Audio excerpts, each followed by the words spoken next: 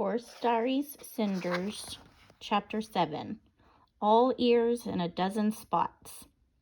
The Maxwell Street Fire Station was a busy, noisy place.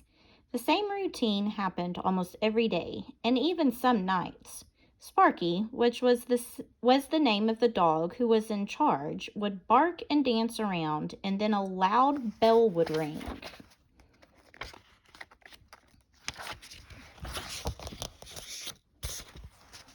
The doors of the stalls to either side of me would slide open, and the horses would spring out. They trotted forward, the 3 white mares lining themselves up in front of one wagon, the black percheron in front of the other. Harnesses and collars dropped down from the ceiling, already attached to the wagon's traces. Boys came along and hooked up the harnesses and attached the reins. While all this was happening, more boys came clomping down the stairs from somewhere up above. They jumped into their boots and clapped on their helmets. Then together, horses, men, and the 2 dogs, Sparky and her mother, who was called Blaze, all dashed off to who knew where. While they were gone, peace and quiet settled over the fire station. I often dozed, but I woke up as soon as they came jogging back, tired and dirty and smelling strongly of smoke. The first thing they would do was clean up. The men paid special attention to the horses. They hosed them down and soaped them up and even cleaned their teeth with a big wooden brush. The horses were then dried off and put away in their stalls with grain and hay. But before very long, Sparky would bark and dance, and the whole chain of events would start up all over again. It bothered me that as many times as they did this, no one ever invited me to join in. One morning, I was standing with my head in the back of my stall, sulking about this very thing. Behind me, Sparky asked, "Do you actually enjoy feeling sorry for yourself?" I sighed and ignored her. "Why am I even here?" I wondered aloud. "You're here to be a fire horse," said Sparky. "Don't worry, they'll get around to training you one of these days. They're giving you a chance to settle in. Say, is it true what they say, that you're a man killer?" Joints creaking, I turned around slowly. "I'm no man killer," I said sadly. "Is that a fact? Well, suppose you tell me your side of the story," she said. "I'm all ears and a dozen spots." I drew myself up tall and began. I have to admit, it felt good to finally unburden myself. I explained what had happened the fateful night of the winter storm. I told her about the freezing trip home, the old man pitching forward over the dashboard, the sons bullying me and forcing me to step on him. I told her all about the things, bad and good, that had happened to me since then. When I finished my tale, she said, "I'll tell you what I think. I think this fire station is as good as a place as any for you to get a fresh start. If you give us a chance, we'll give you one." The next day, as if he knew I was ready, Michael came to my stall with lead rope and halter in hand. "All right then, Cinders," he said. "Are you ready to learn how to be a fire horse and do my Lizzie proud?" I stood back and let him halter me and take me out. When he was finished grooming me, he took me for a walk around the block. The sights and sounds didn't bother me nearly as much as they had when I first arrived. To begin with, it was daytime. Everything is less frightening in the sunlight. And besides, I had spent the last few weeks in my stall getting used to these sounds. Little children, sensing my ease, came up to pet me. Dogs sniffed at my hooves. Cats rubbed up against my feathered fetlocks. When Michael returned me to the stable after our walk, the horse in the stall next to mine asked, "Did you have a pleasant stroll?" I turned to the beautiful white thoroughbred mare, who, up until this moment, had all but ignored me.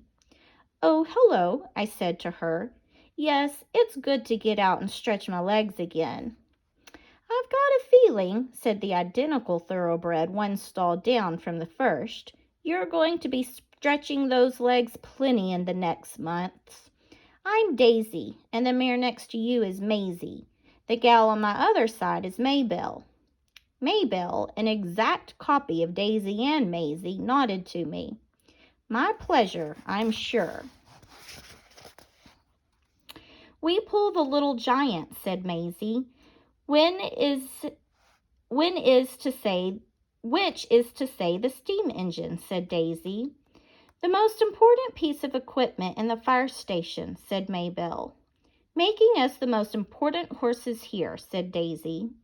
The black percheron on my other side snorted. You stuck-up gals! What makes you think you're so special? The steam engine might pump the water, but you can't put a fire out without a hose. The name's Butch. I pull the hose cart. Pleased to meet you, Butch, I said. Speaking for all of us, said Butch, I'm awfully glad you've come. Maybelle said, We overheard you telling your troubles to Sparky. We know you're not a man-killer.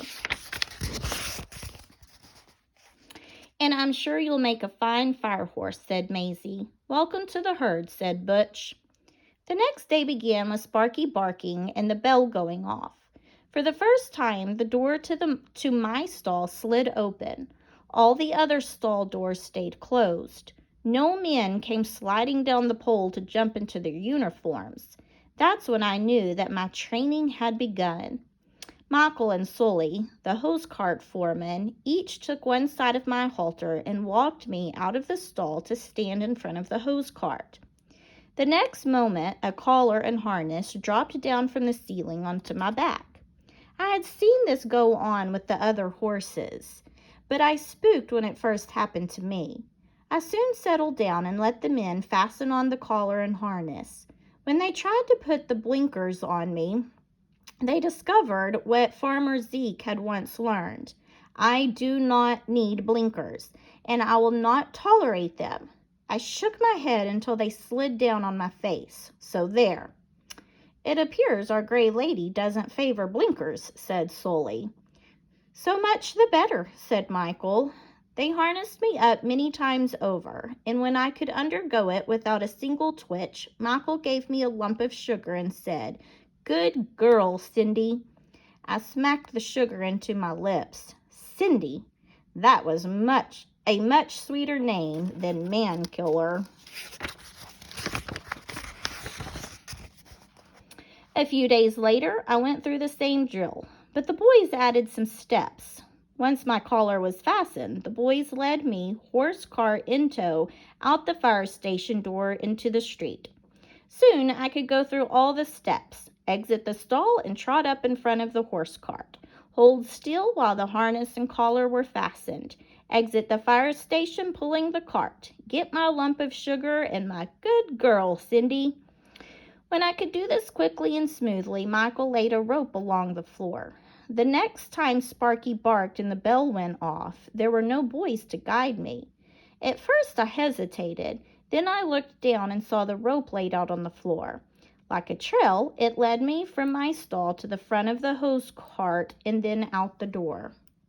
Sparky said, You get the idea. Follow the rope. I did exactly that and got an extra lump of sugar. After that, Sully hitched me up to the hose cart and began to take me on runs through the city. Sparky always went with me to guide me and clear the way. Following one of these runs, I asked Sparky a question that had been nagging at me for some time.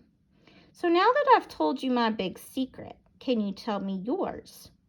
What secret? She asked, scratching a flea. I notice that every time you dance around and bark, the bell rings, I said. She chuckled. I don't make it ring. I just know when it's going to go off. I get a tingling feeling in my bones.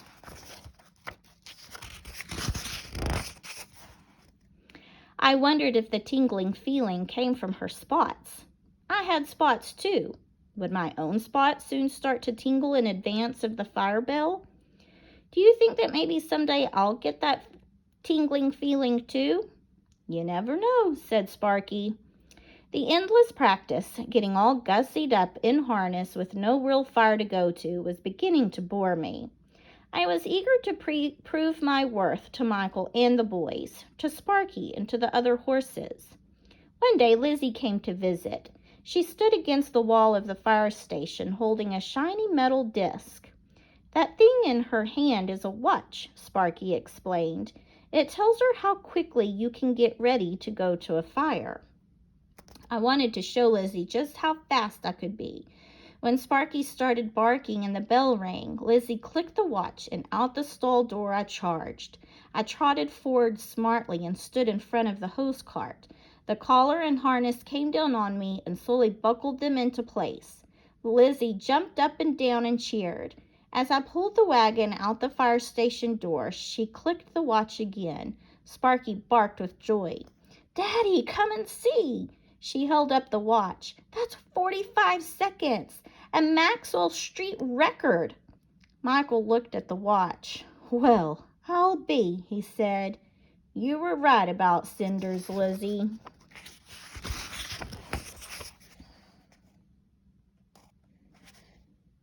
After they unhitched me and took off my harness, Lizzie groomed me. I know you're impatient. You want to get out and go. But my father says you need at least another 6 months of practice.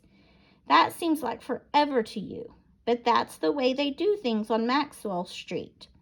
When she put me back in my stall, she gave me 3 horse cookies, fresh from the oven. I gobbled them down, one right after another, and licked my lips. Before she left, she hugged me and whispered, "Be patient, Cinders. Your day will come." As it turned out, I would not have long to wait.